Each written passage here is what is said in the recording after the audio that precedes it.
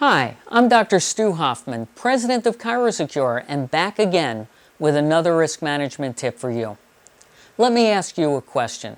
Have you ever received a negative online review by one of your patients? Negative reviews are now a fact of life. No matter how hard you try to make every patient happy and provide great outcomes, there will always be people that you cannot satisfy. How you handle a negative review will determine the impact it has on your practice and the risk you take on. If you see a bad review, don't react. Wait a day or two, gather your thoughts, and then decide the best response. If you are a ChiroSecure client, make sure you contact us so that we can help you decide the right strategy in your response. If you do decide to respond, follow the following rules. Number 1, follow HIPAA regulations. The fact that the patient may have disclosed information that is private in his or her initial review does not give you permission to do the same in response. Given the seriousness of this concern, it is always better to err on the side of saying too little rather than too much. The fines associated with HIPAA or state privacy law violations may deter you from even deciding to respond at all. Number 2, be careful responding to anonymous reviews. The anonymity of some online reviews can make it difficult or even impossible to respond. The review websites will not disclose reviewers' true identities to you. If you do not know with absolute certainty who posted the negative review, then do not respond with any remarks specific to that patient. You certainly do not want to risk responding to the wrong patient.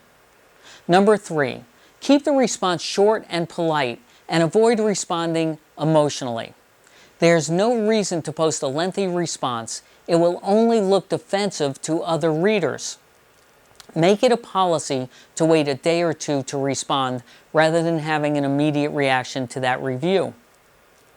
Number 4, show a commitment to improvement. Review websites are one of the few methods by which you can actually get honest feedback.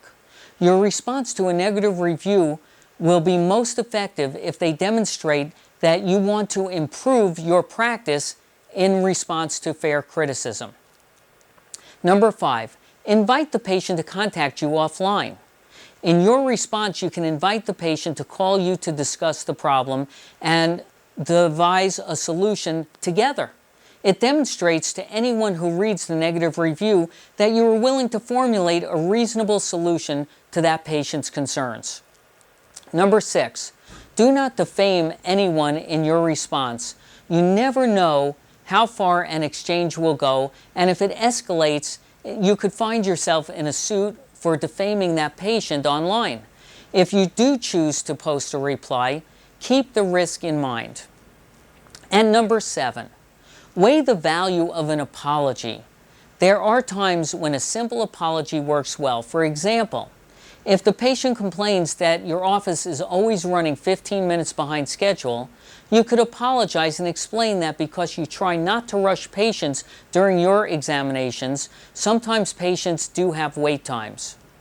However, there are times when you have to avoid an apology. For example, if the reviewer accuses you of malpractice or wrongdoing, an apology may not be the right approach given the possible legal liabilities at play. Of course, the best strategy to counter a negative review is to have as many positive reviews as possible. Ask your great patients to post a review for you. So, until next time, I'm Dr. Stu Hoffman.